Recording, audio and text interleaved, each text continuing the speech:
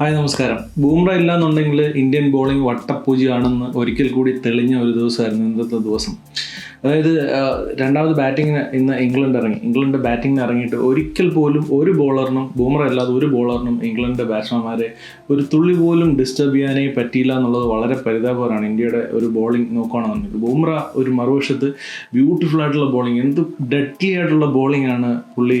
ഈ ഒരു കണ്ടീഷൻ, അതായത് ബാറ്റിങ്ങിന് നല്ല അനുകൂലമായിട്ടുള്ളൊരു കണ്ടീഷനാണ്. ഇപ്പോൾ ഇന്ത്യൻ ബാറ്റ്സ്മാൻമാർ നന്നായിട്ട് ബാറ്റ് ചെയ്തു, അതുപോലെ തന്നെ ഇംഗ്ലീഷ് ബാറ്റ്സ്മാൻമാർ നന്നായിട്ട് ബാറ്റ് ചെയ്യുന്നുണ്ട്. പക്ഷേ ബൂമ്രയെ മാത്രം കളിക്കാനായിട്ട് ഭയങ്കര ബുദ്ധിമുട്ട്. ഒരു എന്താ പറയുക, ഒരു വേറെ ലെവലിലുള്ള, വേറെ ലീഗിൽ കളിക്കുന്ന ഒരു പ്ലെയറായിട്ടാണ് ബൂമ്ര ഓരോ ടൂർണമെൻറ്റിലും ബിഹേവ് ചെയ്യുന്നത്. ബോളിങ്ങിൽ വേറെ ലെവലാണ്, ഒരു രക്ഷയില്ല. അതായത് ഓരോ ഓവറും ബൂമ്ര എറിയുന്ന ഓരോ ഓവറും വിക്കറ്റിന് സാധ്യതയുള്ള പോലാണ് കണ്ടുകൊണ്ടിരിക്കുന്ന നമുക്കും അതുപോലെ തന്നെ ബാറ്റ് ചെയ്യുന്നവർക്കും എല്ലാം തോന്നുന്നത്. Beautiful bowling. ഇന്ന് രണ്ടാം ദിവസം കളി നിർത്തുമ്പോഴത്തേക്ക് ഇംഗ്ലണ്ട് 209-3 എന്ന് പറയുന്ന അത്യാവശ്യം സേഫായിട്ടുള്ള ഒരു സ്റ്റേജിലാണ്.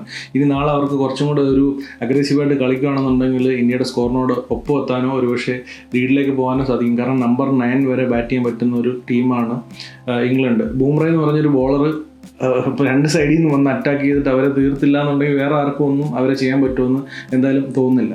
ഇന്ന് രാവിലെ ശുഭ്മാൻ ഗില്ലും ഋഷഭ് പന്തും സൂപ്പറായിട്ടാണ് ബാറ്റ് ചെയ്ത് തുടങ്ങി. നല്ലൊരു പാർട്ട്ണർഷിപ്പ് ബിൽഡ് ചെയ്തു. ഇങ്ങനെ പോകുമ്പോൾ ഋഷഭ് പന്തൊക്കെ സൂപ്പർ ഷോട്ട്സ് ഒക്കെ കളിക്കുന്നുണ്ടായിരുന്നു. പക്ഷേ ശുഭ്മാൻ ഗിൽ ഒരു നിമിഷത്തിൽ ഒരു ആവേശത്തിന് ഒരു ഷോട്ട് കളിച്ച് ഔട്ടാവുന്നു.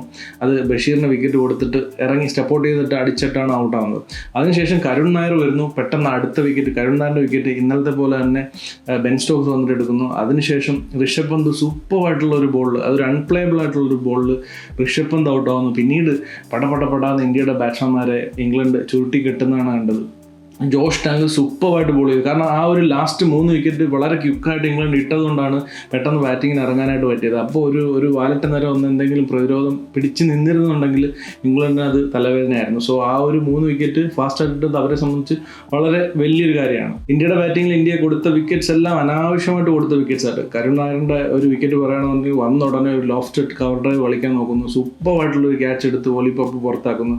അതിനുശേഷം ഷർദുൽ താക്കർ ഓഫ് സ്റ്റമ്പിന് വെളിയിൽ പോയൊരു ബോളിന് തൂങ്ങി ഔട്ടാവുന്നു.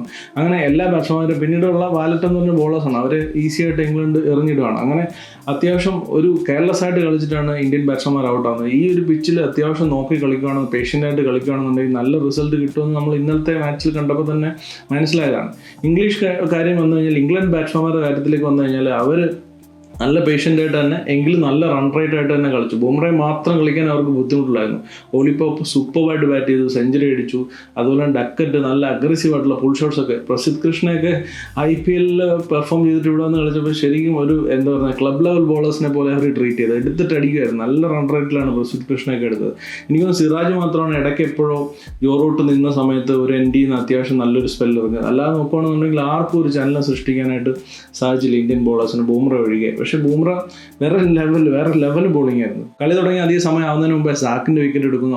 അതിനുശേഷം ഡക്കറ്റിൻ്റെ വിക്കറ്റ് എടുക്കുന്നു. അതിനുശേഷം ജോറൂട്ട് നല്ല ഫോമിൽ നിൽക്കുന്ന സമയത്ത് ജോറൂട്ടിൻ്റെ വിക്കറ്റ് എടുക്കുന്നു. ഈ 3 വിക്കറ്റും ബൂമ്ര എടുക്കുന്നത് ഇന്ത്യക്ക് വേറെ ഓപ്ഷൻ ഇല്ലാതെ ബൂമ്രയെ കൊണ്ടുവന്ന് ബൂമ്ര ഡെലിവറിയാണ്. എപ്പോഴും ഓരോ പ്രാവശ്യം ഇന്ത്യക്ക് ആവശ്യം വരുമ്പോൾ ബൂമ്ര വന്ന് ഡെലിവറിയാണ്. എത്ര മെനക്കെടുത്ത് ഈ ഒരു ബോളറിനെ സത്യം പറഞ്ഞാൽ പിഴിഞ്ഞ് ചാറെടുക്കുകയാണ്. BGTയിൽ ഇതാണ് സംഭവിച്ചത്. അതിനുശേഷമാണ് പരിക്ക് സംഭവിച്ചത്. ഈ ഒരു സ്ഥിതിയിൽ ബൂമ്ര യൂസ് ചെയ്യാൻ പോവാണ്.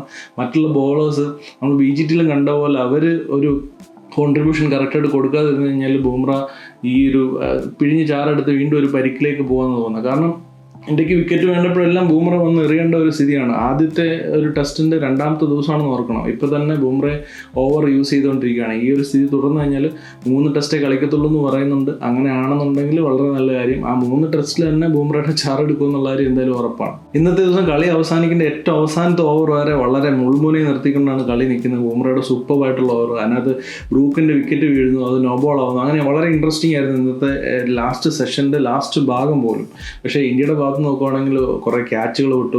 അങ്ങനെ ഒരുപാട് മിസ്റ്റേക്സ് ഇന്ത്യയുടെ ഭാഗത്തുനിന്ന് വന്നിട്ടുണ്ട്. ബൂമ്ര മാത്രമേ ഉള്ളൂ ഒരു പെർഫെക്റ്റ് ആയിട്ട് അല്ലെങ്കിൽ ഫുൾ എഫോർട്ടിൽ കളിച്ചു എന്ന് നമുക്ക് പറയാനായിട്ട് പറ്റത്തുള്ളൂ. ഇനി നാളത്തെ ദിവസത്തേക്ക് പോയി കഴിഞ്ഞാൽ ഇംഗ്ലണ്ട് തീർച്ചയായിട്ടും അഗ്രസീവായിട്ട് സ്കോർ ചെയ്യാനായിട്ട് നോക്കും. ഒരു നല്ലൊരു സ്കോറിലേക്ക് എത്തിയിട്ട് ഇന്ത്യ എന്തായാലും ബാറ്റ് ചെയ്യിപ്പിക്കണമെന്ന് അവർക്കുണ്ടാവും. കാരണം അവർക്കൊരു റിസൾട്ട് ക്രിയേറ്റ് ചെയ്യണം എന്നുള്ളത് ഇംഗ്ലണ്ട് ക്രിക്കറ്റിനെ സംബന്ധിച്ച് അവരുടെ ഒരു സ്ട്രാറ്റജിയാണ്. സോ അവർ അതിന് വേണ്ടിയിട്ടുള്ള കാര്യങ്ങൾ ചെയ്യും. പെട്ടെന്ന് തന്നെ റണ്ണ് സ്കോർ ചെയ്തിട്ട് ഒന്നെങ്കിൽ ലീഡ് അടിക്കുകയോ അല്ലാന്നുണ്ടെങ്കിൽ ഇന്ത്യയെ ബാറ്റ് ചെയ്യുക, അവരെ ഓൾ ഔട്ട് ആക്കുക, എന്നിട്ട് പറ്റുന്ന സാധ്യത കുറച്ച് സമയത്തിനുള്ളിൽ ചേസ് ചെയ്യുക എന്നുള്ളതായിരിക്കും അവരുടെ സ്ട്രാറ്റജി. സോ അതിനുള്ള ഒരു സാധ്യത എന്തായാലും നാളെ കാണുന്നുണ്ട്. നാളെ അതുകൊണ്ട് തന്നെ വളരെ ഇൻട്രസ്റ്റിംഗ് ആയിരിക്കും. ബൂമ്ര vs ഇംഗ്ലണ്ട് എന്നുള്ളതാണ് ഇപ്പോൾ കളിയുടെ സ്ഥിതി. നാളെയും അത് തന്നെയായിരിക്കും ഇംഗ്ലണ്ട് ബാറ്റ് ചെയ്യുമ്പോൾ സ്ഥിതി.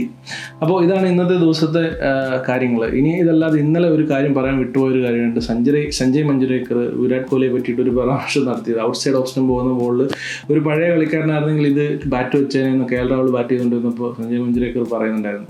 ശരിക്കും പറഞ്ഞാൽ ഒരു പ്രൊഫഷണൽ ക്രിക്കറ്റിൽ കമൻറ്റേറ്ററായിട്ടൊരു ബോക്സിലിരിക്കുന്ന ഒരാളെ സംബന്ധിച്ച് ഒരിക്കലും പറയാൻ പാടില്ലാത്ത ഒരു കാര്യമായിരുന്നു അത്. കാരണം ഒരു ലെജൻഡറി ക്രിക്കറ്റ്, ഇന്ത്യൻ ക്രിക്കറ്റിൽ ഇത്രയും സംഭാവനകൾ നൽകിയ 80 സെഞ്ചുറിക്ക് അടിച്ച ഒരു പ്ലെയർ, അതുപോലെ തന്നെ വളരെ ക്രൂഷ്യൽ മാച്ചുകളിൽ ഇന്ത്യ ജയിപ്പിച്ചിട്ടുള്ള ഒരു പ്ലെയർ വിരമിച്ച് തൊട്ടടുത്ത മാച്ചിൻ്റെ ആദ്യത്തെ ദിവസം ആദ്യത്തെ സെഷനിൽ തന്നെ പുള്ളിയെ പേരെടുത്ത് പറയാതെ വിമർശിക്കുക അല്ലെങ്കിൽ ഒരു കുത്തി നോക്കുക എന്ന് പറയുന്നത് വളരെ മോശം പ്രവണതയാണ്. അത് ഒരു ഇന്ത്യയുടെ സൈഡിൽ നിന്ന് സഞ്ജയ് മഞ്ജരേക്കർ മാത്രമേ അത് ചെയ്യത്തുള്ളൂ. അത് വേറെ സൗത്ത് ആഫ്രിക്കൻ ക്രിക്കറ്റേഴ്സ് ഉണ്ടാവും, ഇംഗ്ലണ്ട് ക്രിക്കറ്റേഴ്സ് ഉണ്ടാവും, ഓസ്ട്രേലിയൻ ക്രിക്കറ്റേഴ്സ് ഉണ്ട്. ഈ ലെജൻഡ്സ് ആയിട്ടുള്ള ആൾക്കാർ ആരൊക്കെ കമൻട്രി ബോക്സിൽ ഇരുന്നാലും അവരാരും ഇങ്ങനൊരു കാര്യം ചെയ്യത്തില്ല. അത് സഞ്ജയ് മഞ്ജരേക്കറിന് മാത്രം ചെയ്യാൻ പറ്റുന്നൊരു കാര്യമാണ്. വളരെ പതറ്റിക് ആയിട്ടുള്ളൊരു കാര്യമാണ് ചെയ്തത്. എന്തെങ്കിലും പേഴ്സണലായിട്ടുള്ള ഒരു പ്രശ്നമോ അങ്ങനെ എന്തെങ്കിലും ഉണ്ടെങ്കിൽ ഇങ്ങനെ ഒരു സ്റ്റേജിലൊക്കെ വന്നിരുന്നിട്ട് പറയാന്ന് പറഞ്ഞാൽ വളരെ നാണം കെട്ട പരിപാടിയായി പോയി എന്ന് പറയത്തുള്ളൂ. കോഹ്ലിയെ പോലെ ഇന്ത്യക്ക് വേണ്ടി കോൺട്രിബ്യൂട്ട് ചെയ്തുള്ളൊരു പ്ലെയറിനെ പറ്റി അങ്ങനെ ഒരു പരാമർശം നടത്താനേ പാടില്ല. എന്ന് പരാമർശം നടത്താം,